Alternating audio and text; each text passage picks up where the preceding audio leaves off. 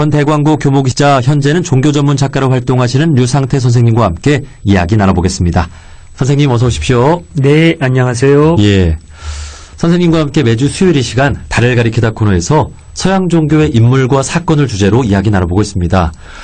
이제 연말이 되면 기독교에서는 그 예수의 생일인 크리스마스를 기념하는데 네. 지난주에는 그 예수의 탄생에 대한 이야기를 나눠봤습니다. 예, 그랬죠. 예. 예수의 탄생과 관련된 기적적인 아주 놀라운 이야기들이 전하는 그 뜻이 무엇인지를 이야기 나눠봤는데 네. 간단하게 정리를 해보고 네. 오늘 또 새로운 내용으로 이어나가면 어떨까요? 네네, 그러죠. 지난주에 우리가 대화를 하면서 그 예수 탄생 그 이야기, 예수님이 탄생했을 때 곁들여지는 여러 가지 아주 기적적이고 놀라운 장치들은 역사적인 사건이 아니라 설화다. 설화로 이해해야 된다. 그런 말씀을 드렸습니다. 자, 근데 이제 중요한 거는요. 예수님의 탄생을 전하는 이야기가 성경에 많이 나오는데 예수님에 대한 이야기를 매한 마가복음이라는 책에는 아예 없어요. 탄생서라는 게 아예 없습니다. 그러니까 예수님에 대해서 증언한 그 성서의 책이 4권이 있거든요. 이제 작은 책이 성서를 구성하고 있는 작은 책이요. 마태복음, 마가복음, 누가복음, 요한복음. 근데 거기 보면 다 탄생설화가 있는데 마가복음에는 없어요. 예. 근데 마가복음이 제일 먼저 쓰여졌거든요. 이건 뭘 의미하느냐면은 탄생설화가 굉장히 극적이긴 하지만 그게 중요한 게 아니라는 거죠. 탄생설화, 어떤 기적적인 요소보다는 그분의 삶과 가르침이 더 중요하다. 그런 뜻이 되는 겁니다. 그러니까 우리도 어떤 기적보다는 예수님이 어떻게 사셨고 무엇을 가르쳐 주셨나 그걸 알아보는 게 아주 중요하다는 것이고 그래서 이제 오늘 이제 그 예수의 생에 대한 이야기를 하는 게 좋을 것 같습니다. 예. 지난주 탄생에 대해서 이야기를 나눠봤고 네. 오늘은 예수의 삶에 대해서 네. 생애에 대해서 이야기를 좀 나눠보겠습니다. 네. 그러니까 예수는 이 마리아에게서 태어나서 그렇죠. 이제 어떠한 삶을 살게 됐는지 그 유년 시절은 어땠는지 이런 이야기부터 좀 해볼까요? 네. 그 예수님의 어린 시절에 대한 이야기는 사실 성서에 별로 기록되어 있지 않습니다. 한 30살쯤 되었을 때 어떻게 세상을 위한 일을 하셨는가 하는 게 집중적으로 되어 있고 어렸을 때는 거의 기록되어 있지 않지만 아주 어렸을 때 하고 한 12살쯤 되었을 때 얘기가 조금 기록이 되어 있습니다. 아주 어렸을 때 이야기는 이제 유대인의 어떤 그 규칙을 잘 받으면서 살아가셨다라는 얘기. 그리고 어렸을 때부터 아주 지혜롭게 잘 자라셨다라는 얘기가 잠깐 나와요. 그리고 12살 되었을 때 예루살렘 성전에 방문을 하셨고 거기서 율법학자들하고 어떤 주제를 가지고 토론을 하셨는데 그 사람들이 깜짝 놀랄 정도로 지혜로웠다. 그런 얘기가 잠깐 등장을 합니다. 예. 그리고는 그 외에는 별로 자세하게 나오지는 않습니다. 예. 그 지난주에 이야기 나눠본 내용 중에서 네. 이제 예수의 탄생을 예언한 네. 사람들이 찾아와서 인사도 드리고 네.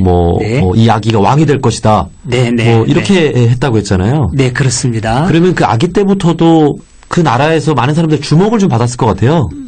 그러니까 설화에 의해서는 그렇죠. 이제 설화에 의해서는 이제 그런데 거기에 등장하는 인물들이 아주 그 다양한 계층의 사람들은 아닙니다. 우선 주변에 있는 목동들이 나오고요. 예, 목동들이 이제 그 신비한 기운을 느끼고 같이 기뻐했다는 얘기가 나오고, 그 다음에 몇몇 깨어있는 선지자들의 얘기들이 나와요. 예, 그래서 나이가 많이 든 어떤 여선지자, 또 이제 시몬이라고 하는 그런 선지자가 아기를 안고 축복을 하면서 아주 위대한 그 하나님의 일을 할 거라든가 이런 얘기들이 그 다른 복음서에 누가복음이나 이런 데 보면 등장을 하거든요. 네네. 네네. 그러니까 그런 장치들이 다 예수님이 앞으로 어떤 일을 할 것인가라고 하는 것을 알려주는 그런 설화의 장치라고 볼 수가 있는 것이죠. 예. 어쨌든 그런 놀라운 탄생설화가 있지만, 네. 이렇게 잘하는 것은 좀 평범하게 잘한 거군요. 일단은 그렇게 봐야 될 것 같습니다. 자세한 기록이 없으니까요. 예. 자, 그리고 예수가 태어났을 때, 네. 그 당시 종교적인 배경은 어땠는지도 궁금해요. 네네. 그때 당시의 종교적인 배경은 오늘날처럼 뭐 이 종교라고 하는 게 종교의 영역 딱 이렇게 구분되어 있지는 않고 재정일치 사회였기 때문에 종교라든지 정치라든지 이런 게 다 전체적으로 하나로 어우러진 그런 사회였습니다. 그래서 그때 당시에 보면은 뭐 제사장들이 있고 바리새인이 있고 그런데 그 사람들이 사회 지도층이었어요. 그대로. 예. 예, 그리고 이제 그 사람들은 뭐 유대인, 로마인, 그리스인 뭐 이렇게 막 섞여서 살아가던 그런 사회였고요. 물론 정치적인 지배계층은 로마인이었죠. 그리고 어떤 그 정신적인 사상적인 그런 지배계층은 이제 그리스인이었고, 그리고 유대인들은 주로 이제 눌려 지내는 사람이었고, 이제 말하자면 그런 배경을 가지고 이제 예수께서 탄생을 하신 겁니다. 예. 뭐 그 당시에는 당연히 종교라는 말도 없었을 것이고, 그렇죠. 네. 네. 그냥 살아가는 관습, 그렇습니다. 또 네. 문화가 있었겠죠. 네, 그렇습니다. 그런데 그러한 것들이 유일신을 믿는, 네. 그 인격신을 믿는 네. 그런 배경 속에서 예수가 자란 거죠. 그렇습니다. 그러니까 인격신, 그것도 아주 유대적인 배경에서 예수님이 이제 탄생을 한 것이죠. 그런데 문제는 그 사회는 그리스 로마가 이제 정신적으로 지배하는 사회였는데 그 사회는 다신교 사회란 말입니다. 그러니까 거기에서 또 어떤 그 충돌의 조짐이 있는 것이죠. 예, 그래서 이제 점점 갈등이 이제 그 부각되는 이제 그런 현상으로 나타나게 됩니다. 예. 그래서 그 당시 종교는 이제 유대교라고 하는 네. 그 종교였을 것이고, 네. 그리고 유대교에서는 이 할례라는 의식을 한다고 했잖아요. 그렇습니다. 예. 그러면 예수도 이 할례를 받았겠군요. 예. 예수님도 할례를 받은 것으로 나옵니다. 성경에 예수가 이렇게 할례를 받았다라고 딱 기록이 되어 있지는 않는데 8일 만에 할례를 받기 위해서 이제 어떤 준비하고 이런 과정들이 쭉 묘사되어 있어요. 예. 그러니까 오늘날의 세례가 그 당시에는 할례였던 거죠. 그렇죠. 올해 이제 요새는 이제 기독교는 할례를 안 하죠. 세례로 대신하는 거죠. 그러나 예수님은 기독교인이 아니라 기독교 탄생되기 전에 유대인으로 태어나셨기 때문에 할례를 받으신 것이죠. 예. 예. 그러면 이 세례라는 것은 언제부터 시작이 된 건가요? 세례가 처음 등장하는 거는, 그러니까 기독교 성서에 등장하는 거는 세례요한부터예요. 예수님보다 먼저 예수님의 길을 예비하기 위해 오셨다고 이제 성서에 기록되어 있는데 그 요한이 세례를 주었어요. 그래서 세례 요한이라고 우리가 칭하는 겁니다. 이름은 요한인데 세례자 요한, 세례를 베푼 사람. 그러니까 그 세례라고 하는 것이 아주 독특한 것이었고 요한으로부터 시작되었기 때문에 세례 요한이라고 하는 거고 굉장히 중요한 의식으로 기독교에 들어오게 되는 것이죠. 그래서 세례라고 하는 것은 물로 이렇게 씻어주는 건데 물에 푹 담그면서 당신이 물에 쑥 들어가면 죽지 않느냐. 그런 것처럼 당신의 옛사람이 죽는 거다. 이제는 새 사람으로 살아라. 그리고 이제 또 물 하면은 우리가 이제 목욕을 하거나 할 때도 물을 사용하지 않습니까? 이제 그런 의미가 있는 것이죠. 예. 그래서 이 개신교 교파 가운데서 침례교가 있잖아요. 그렇죠. 예. 네네. 그 침례교에서는 이 세례를 줄 때도 이와 비슷하게 물로 이렇게 하려는 거죠. 예, 그렇습니다. 그러니까 이제 그 세례가 정착되면서 그때마다 일일이 뭐 강이나 가가지고 하기가 번거로우니까 이제는 이렇게 물을 손에 찍어서 머리에 얹어서 하는 예식으로 이제 간편화했거든요. 근데 거기에 대해서 그거는 정식이 아니다. 제대로 그 의미를 하려면은 직접 처음에 세례 요한했던 것처럼 침례를 해야 된다라고 주장하는 개신교의 교파가 이제 침례교인 것이죠. 예. 네. 그 우리나라에서는 뭐 이렇게 교세가 많거나 우리나라에서도 꽤 큽니다. 아, 네. 그렇군요. 네네. 근데 미국에서는 또 가장 큰 그 교단 가운데 하나가 침례교라고 들었어요. 그렇죠. 미국에서는 아주 큰 장로교 못지않게 큰 교단이 이제 침례교입니다. 예. 어쨌든 이 할례라는 의식이 이 세례로 네. 발전했다고 해야 될까요? 뭐 이렇게 그렇습니다. 변했는데 네. 어쨌든 이 예수라는 인물이 이 할례도 받고 세례도 받고 네. 그러면서 이 존재감을 드러나게 된 시기는 언제부터라고 볼 수 있나요? 그 성경에 보면 이제 몇 가지가 있어요. 예수님이 회당에서 이제 그 율법을 낭독하셨다 하면서 예수님을 이제 부각시키는 이제 그런 장치가 하나 있고, 또 하나는 세례 요한에게 세례를 받는 과정에서 이제 벌어지는 어떤 놀라운 현상, 그걸 또 부각을 하기도 합니다. 그러니까 이제 많은 사람들이 예수님이 세례 받을 때의 장면을 기억을 해요. 근데 세례 받을 때 그 하늘에서 놀라운 현상이 일어납니다. 말하자면은 신비한 어떤 빛이 내려오면서 거기에서 성령이 임합니다. 그러면서 이제 증언을 해요. 이 사람이 바로 사랑하는 내 아들이다. 이런 그 증언도, 이거 신의 내리는 것이죠. 그런 모습을 보고 세례 요한이 자기가 세례를 베풀지만 예수님이 바로 자기가 예비하는, 자기가 조연이라고 한다면 이제 주인공이 되어서 세상을 위한 구원의 사역을 하실 그분이로구나라고 이제 고백을 하고 그런 장면들이 나옵니다. 예. 그러면서 사람들에게 알려지고, 네. 그러면서 영향력을 좀 행사하고, 네. 또 제자를 두고 가르치고, 네. 그렇게 된 시기는 언제인가요? 그러니까 그 모든 시기가 30살 전후 되었을 때 집중적으로 나타납니다. 그러니까 염도를 가를 만큼 긴 시간이 아니에요. 기독교 성서에서 예수님의 사역은 3년 이내로 딱 지배하게 됩니다. 그러니까 탄생설화가 기록이 된다면 곧바로 예수님의 사역이 나와요. 예수님의 일이. 근데 그 예수님의 일이 3년 안에 집중이 되는 것이죠.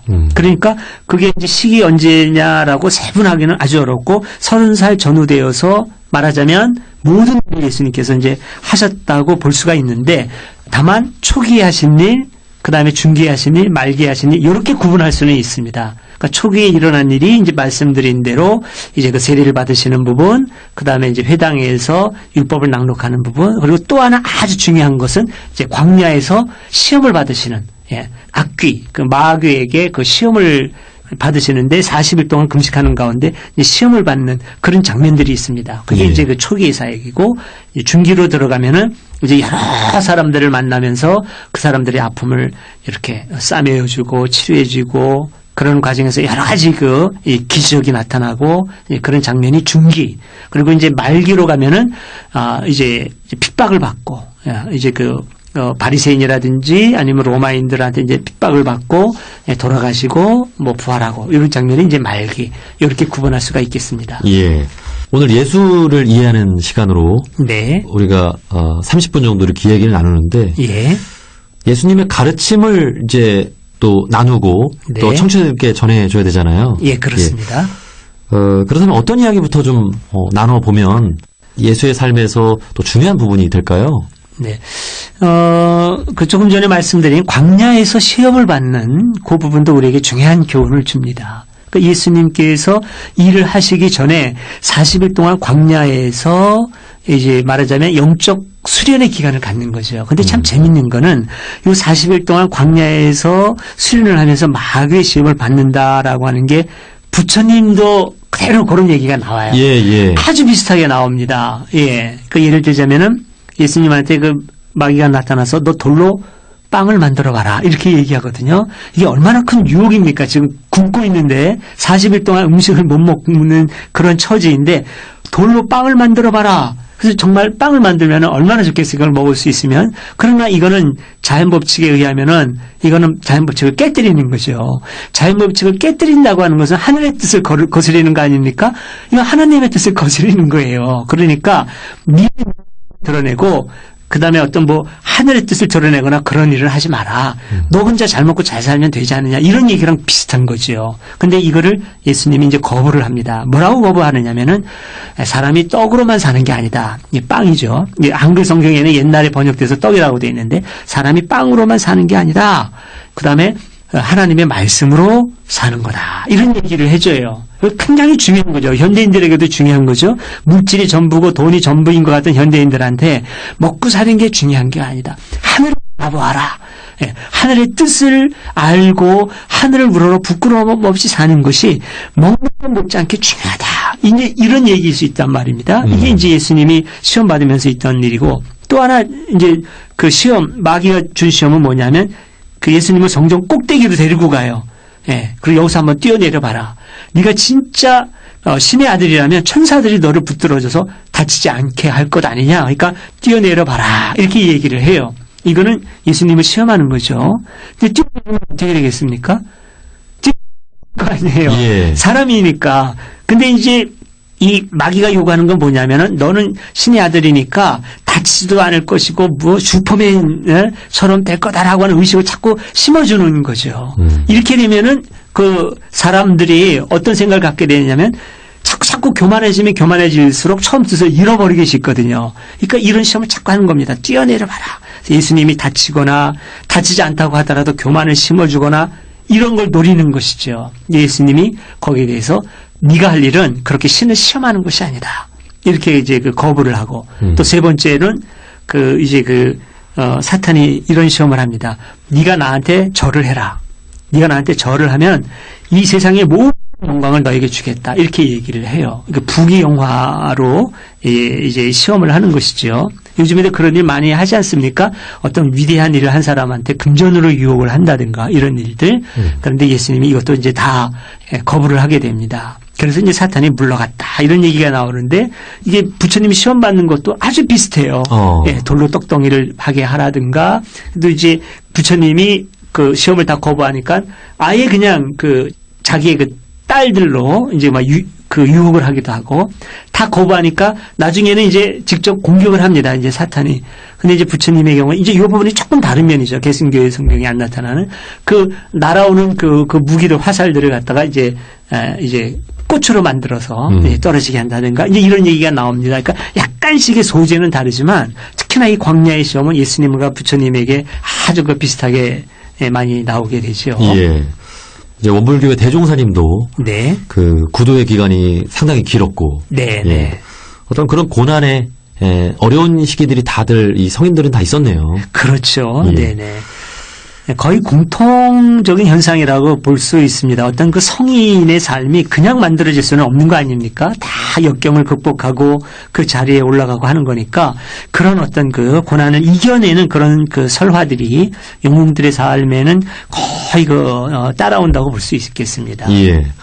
자, 그러면 이렇게 광야에서 네. 40일간의 그 구도의 기간을 거치고, 네, 네. 그리고 나서 이제 제자들도 만나고, 네. 이제 본격적으로 이렇게 나서게 된 건가요? 그렇죠. 예. 이제 그 광야에서의 40일 시험이 끝난 다음에 예수님께서 이제 본격적으로 이제 그 하늘의 일을 하시는 것이죠.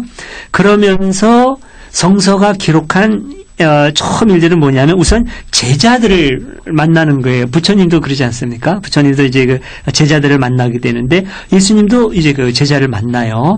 그러면서 아주 중요한 그 3명의 제자를 얻습니다.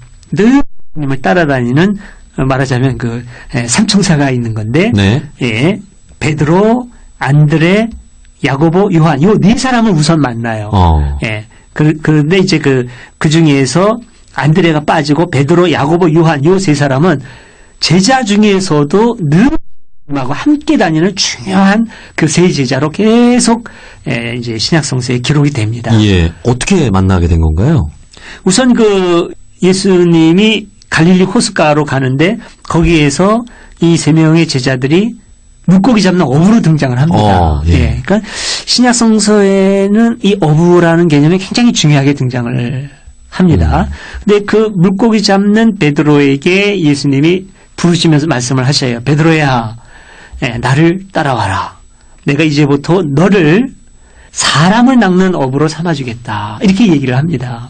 그러니까 물고기를 잡아서 생활한다고 하는 것은 나 개인 그리고 내 가족을 위한 범위의 삶이잖아요. 먹고 살고 내 가족을 돌보는 범위의 삶이란 말입니다. 근데 사람을 낚는 어부라고 하는 것은 무슨 의미냐면 많은 사람들에게 영향을 주어서 나와 가족만 위하는 것이 아니라 그 모든 사람들에게 같이 혜택을 나눠주는 보다 더 중요하고 큰 역할을 너에게 맡길 테니까 나를 따라와라 라고 하는 그런 의미가 되는 것이죠. 예. 어부였던 제자들을 네. 처음 이렇게 만나게 된 건데 사실 이 어부라는 직업이 네. 지금 천주교 교황을 상징하는 네.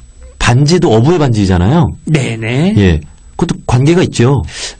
예, 그렇긴 합니다. 근데 이제 우선 어부 자체가 이제 교황님을 상징하지는 않습니다. 근데 어부 베드로가 초대 교황이거든요.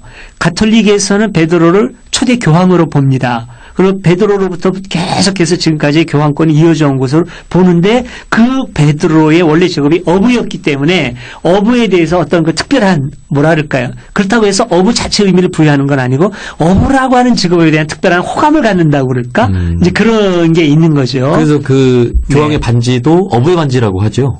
어부의 반지가 아니라 물고기 반지일 거예요, 아마. 아, 그런가요? 네네, 물고기 반지일 텐데 그 물고기는 특별한 의미가 있습니다. 만약에 어부의 반지라고 만약에 명칭을 짓더라도 어부가 낚는 물고기 의미의 중심이 들어가 있을 겁니다. 근데 이 물고기가 중요한 게 뭐냐면 물고기 단어를 익스투스라고 발음을 해요. 헬라어로 익스투스라는 발음인데 이 익스투스라는 이 단어가 예수님에 대한 고백을 엮으면은 물고기라는 단어가 돼요. 예를 들면은 예수님은 하나님의 아들이요 우리의 구세주다 이렇게 고백을 하거든요. 네. 바로 그 글자 예수 그리스도 하나님의 아들 구세주 이 단어의 첫 자를 따면 익스투스라고 하는 단어가 되는데 그게 바로 물고기라는 뜻이 됩니다. 그래서 물고기라는 게 아주 그 중요한 의미를 갖고 있는 것이죠. 예. 그리고 그 물고기를 낚는 어부 그렇게 해서 이제 그 중요성이 뭐 연결을 짓는다면 연결이 될 수가 있겠죠. 예. 계속해서 네. 예수의 생애에 대해서 이야기를 이어나갈 텐데 네. 어부였던 세 제자를 만나고 예. 그리고 12제자를 만나기까지의 과정은 어떻게 또 되나요? 네. 근데 12제자를 하나하나 다 부르는 게 다 기록되어 있지는 않아요. 도합해서 그렇게 부른 사람이 12이다라고 기록이 되어 있는데 다 기록되어 있지는 않고 베드로, 야고보, 요한의 경우에는 이렇게 이제 어부 생활을 하는 그 현장에서 예수님이 부르는 것으로 되어 있고, 그 다음에 이제 마태라고 하는 제자가 있어요. 그 마태는 이제 그 세금징수원이었는데 그 세금징수원을 만나서 이제 그 새롭게 부르는 장면, 이런 식으로 이제 부분적으로 기록이 되어 있습니다. 그러면, 네. 이 12제자들이, 예수의 제자가 된 계기? 좀 어떤, 네. 감명을 받거나, 네. 좀 이렇게 삶의 변화를 준 어떤 예수의 네네. 모습은 어떤 것이었을까요? 바로 예수님의 이제 그런 이제 모습이죠. 자기 먹고 사는 삶에 집중하는 게 아니라 더불어서 어려운 이웃을 더불어서 살기 좋은 하느님의 나라를 건설한다라고 하는 것을 예수님이 먼저 자신의 삶과 가르침으로 보여줍니다. 그리고 나서 그걸 본 제자들이 각성을 하는 거죠. 말하자면 영적인 눈 거죠. 신앙적인 눈 뜨이는 거예요. 그러면서 이게 중요하구나. 예수님을 따르는 삶이 중요하구나 라고 생각을 각성을 해서 예수님을 따르게 되는 것이죠. 그런 삶으로 기록이 되는 성서에 보면 기록이 되어 있습니다. 예. 그런데 그 당시에 유대교에서는 네. 이미 네. 그런 가르침을 전하고 있는 종교의 스승들이 있었잖아요. 많이 있었죠. 예. 네. 그 사람들에게 예수는 네. 또 올바른 사람으로 보이지 않았을 수도 있을 것 같아요. 그럴 수도 있지요. 그러니까 그때 당시에 메시아라고 불린 사람들이 아주 많았습니다. 세례 요한도 메시아로 불렸어요. 이 메시아라는 말 자체가 기름 부음 받은 자라고 라는 뜻이고 하느님으로부터 권위를 위임받은 자라는 뜻이거든요. 그러니까 사람들이 생각할 때 그런 아주 특별한 가진 사람들을 보면은 메시아가 아니겠는가라고 하는 기대감을 많이 가졌습니다. 예수님도 처음에는 그 중에 한 사람이었죠. 예. 다만 다른 사람들은 하나님이 보내주신 궁극적인 메시아가 아니라 바로 예수님이 그 우리들의 온전한 구원자였다라고 하는 것을 예수님의 제자들이 깨닫고 기록하고 전해서 오늘날 기독교가 전해져 이제 온 것이죠. 그러니까 어찌 보면은 예수님께서 그 많은 뭐라 그럴까요? 경쟁자 가운데 최후의 승리를 얻었다 그럴까? 예, 이런 표현도 가능한 것이지요. 결과적으로 그 당시에는 내가 메시아다 네. 라고 하는 인물들이 많이 있었습니다. 많았어요? 스스로 주장하는 사람들도 많이 있었어요. 이제 그 중에 한 사람이 예수님이 십자가에 달리실 때 같이 달렸던 이제 강도라고 돼 있는데 실제로 강도라기보다는 아마 유대의 독립운동을 하는 사람이었을 겁니다. 예, 이제 그 사람들도 그런 모습으로 그려집니다. 예, 다른 어떤 역사가라든지, 이런 기독교의 흐름을 표현하는 사람들에 의하면 그렇게 보기도 해요. 네. 이쪽에서 또 궁금한 부분이. 네. 이슬람교의 무함마드는. 네. 그러면 내가 메시아다, 뭐 이런 주장은 하지 않았나요? 그러니까 메시아라는 단어는 쓰지 않았지만 무함마드가 오히려 어찌 보면 더 중요한 주장을 한 거죠. 알라의 계시를 내가 받았다라고 주장을 했으니까. 그러니까 네. 그것이 곧 내가 메시아다 이렇게 볼 수 있는 거잖아요. 그러니까 히브리적인 표현을 하면은 메시아인 거죠. 네네. 그리고 이제 알라의 계시를 받았다고 주장하는 것은 예수님한테까지도 다 알라의 계시가 임했지만 그걸 부정하는 거죠. 예, 기독교인들에 의해서 왜곡되고 또 와전되고 왜곡됐다는 거죠. 그래서 구약과 신약의 가치를 상대화시키는 겁니다. 알라의 말씀은 맞는데 이 사람들이 이거를 잘못 해석해가지고 왜곡된 게 히브리 성서고 기독교인들의 경전이다. 그래서 완전한 경전을 무함마드를 통해서 우리에게 이렇게 주셨다라고 믿는 거고 무함마드도 그렇게 주장을 한 것이죠. 알라의 계시가 나에게 임했다라고. 그게 이제 이슬람교가 된 것이고. 예. 네. 자, 어쨌든 그 당시에는 하나님의 계시를 받았다고 하는 네. 내가 메시아다 이렇게 주장하는 인물들이 많았는데 예, 예. 그 중에서도 어쨌든 예수가 네. 또 최종적인 인물로 네, 네. 이렇게 아직까지 영향력을 주고 있습니다. 예, 어찌 보면 기독교인 입장에서는 좀 거북한 이야기일 수도 있어요. 이게 그 예수님에 대한 어떤 그 절대성을 이제 갖고 있는 분들인데 자꾸 이렇게 사회적으로 얘기하고 하면은 서운해할 수가 있겠지만 그러나 그렇게 서운해할 필요가 없는 게 어쨌든 중요한 건 예수님의 삶과 가르침이거든요. 그분의 빼어난 가르침, 예, 그 가르침에 집중할 때 예수님은 역시 하나님의 아들이다라고 하는 고백이 저절로 우러나오는 거고, 예. 네, 그 삶과 가르침에 집중하면 되는 것이죠. 예. 이러한 이야기들이 전하는 그 뜻, 네, 그 올바른 뜻을 보는 시간이니까. 그렇습니다. 예. 네. 또 기독교인뿐만이 아니라 네, 이웃종교인도 모든 사람들이 그 기독교를 이해하는 네. 그 시간이 됐으면 좋겠습니다. 그렇습니다. 자, 그렇다면 그 가르침이 무엇인가 네. 좀 이야기를 나눠볼 텐데 네, 예수님은 약자들과 함께하는 삶을 살았다고 했잖아요. 그렇습니다. 예. 그러면서 그 병을 치유하는 기적들도 보여지기도 하는데 네. 그 이야기도 좀 나눠볼까요? 네네. 그러니까 예수님이 많은 일을 하셨고, 요한복음이라는 책에 보면은 그런 기록도 나옵니다. 예수님께서 하신 일들이 여기에 기록된 것 외에도 많다. 근데 그걸 다 기록하려면 이 세상이라고 하더라도 그 책을 다 담지 못할 거다. 이런 표현이 나와요. 그렇게 많은 일들을 하셨다고 기록되어 있는데, 이제 너무 많기 때문에 우리가 도대체 어떤 일을 하셨나 좀 구분해 볼 필요가 있지 않겠습니까? 이제 제 생각에는 이제 크게 한 3가지 정도로 나눌 수 있을 것 같아요. 우선, 그 귀신 들린 사람을 고치는 이야기들이 많이 등장합니다. 귀신 들린 사람을 고치는 이야기가 나와요. 그 다음에 또, 육체적인 병에 걸린 사람을 고치는 이야기들이 또 많이 나옵니다. 예, 그리고 또 하나는 이 먹거리 문제, 굶는 사람들에게 먹거리를 이렇게 주시는 그런 이야기들이 많이 나옵니다. 근데 이 이야기들의 공통점을 보면은 다 사람이 살아가야 될 아주 기본적인 것이 충족되지 않아서 삶이 힘든 사람들, 그런 사람들의 그 기본적인 문제를 해결해 주는 거거든요. 그러니까 예수님이 어떤 일을 하러 오셨는가 하는 것이 여기 우선 바탕에 이제 다 드러나는 거지요.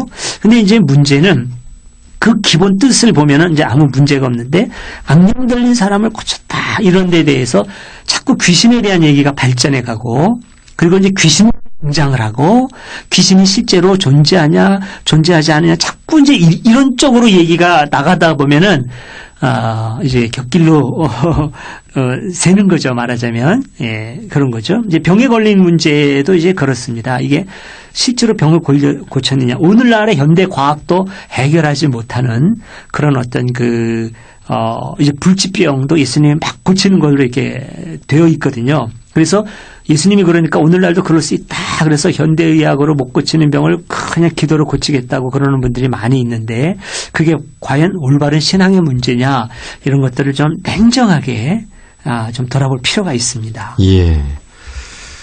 이렇게 선생님께서 정리해 주신 네. 예수가 행한 3가지 일이 네. 정말 우리 현재 사회에서도 네. 또 가장 중요한 일인 것 같아요. 그렇습니다. 우리의 네. 정신을 올바로 가지는 거, 네. 또 우리의 육체를 건강하게 하는 거, 네. 그리고 우리가 의식주를 해결하는 부분, 네. 이러한 것들이 우리가 서로가 사랑하고 도와줘야지 해결되는 문제인 거잖아요. 그렇죠. 예. 예, 그렇습니다. 이게 이제 오늘날에는 이제 그 사회복지라든가 이런 영역에서 해결을 해야지.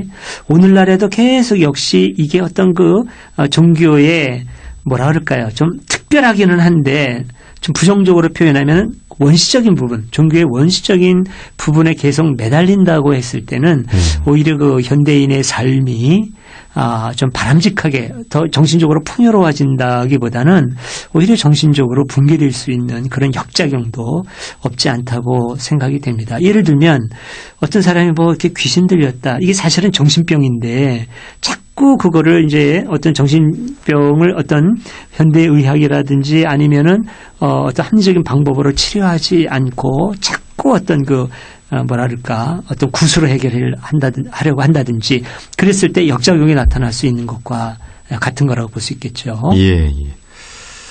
지난주에는 예수의 탄생에 대해서 이야기를 나눠봤고 네. 또 오늘은 예수의 삶과 가르침에 대한 이야기를 나눠보면서 네. 여러 가지 기적들이 주는 그 의미가 무엇인지 깊이 네. 있게 이야기를 나눠봤습니다. 예수의 생애 간략하게 정리를 해봤어요. 네네. 네. 마지막으로 네. 또 네.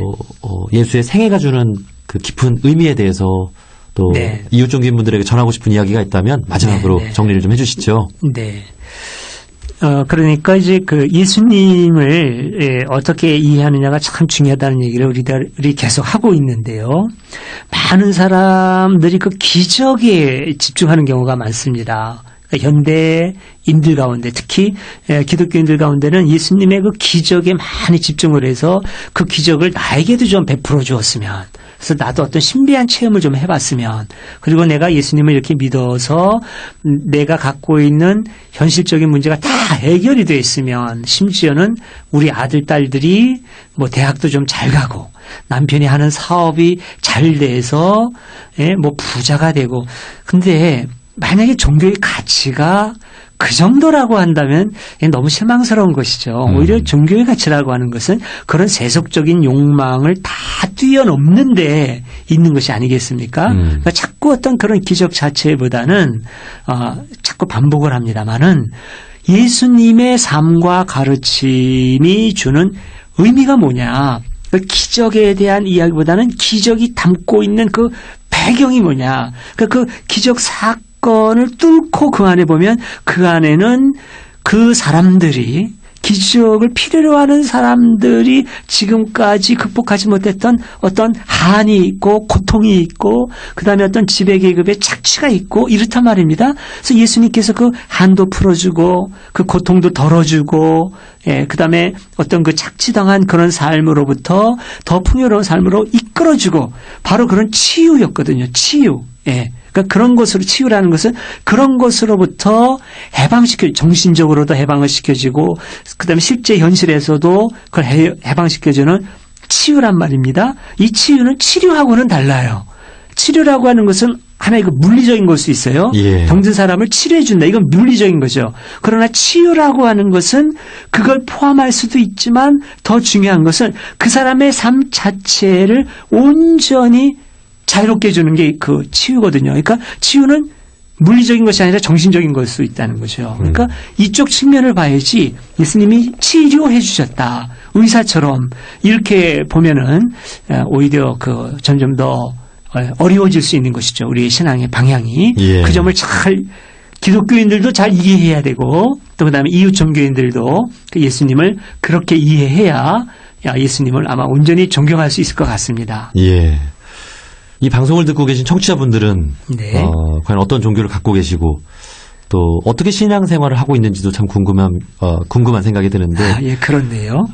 우리가 손가락 뭐 여러 기적적인 이야기들을 믿는 것이 아니라 네. 그것이 가리키고 있는 근본 뜻인 이 네. 달 네. 진리를 보는 것이 참 중요할 것 같습니다. 예, 그래서 이 코너명도 달을 가리키다인 예. 것이고요. 예. 네. 예수의 삶에 대한 이야기를 하면서 또 많은 종교인들이 배울 수 있는 부분들에 대해서 이야기를 나눠봤습니다. 네. 자, 다음 주에 또 마지막으로 예수의 죽음과 부활에 관한 이야기를 나눠보면서 이 시간을 또 마무리하면 좋을 것 같습니다. 자, 지금까지 전 대강고 교모기자, 현재는 종교 전문 작가로 활동하시면서 소설 콘스탄티누스, 신의 눈물이라는 책의 저자이신 류상태 선생님과 함께 이야기 나눠봤습니다. 선생님, 오늘 좋은 말씀 고맙습니다. 네, 감사합니다.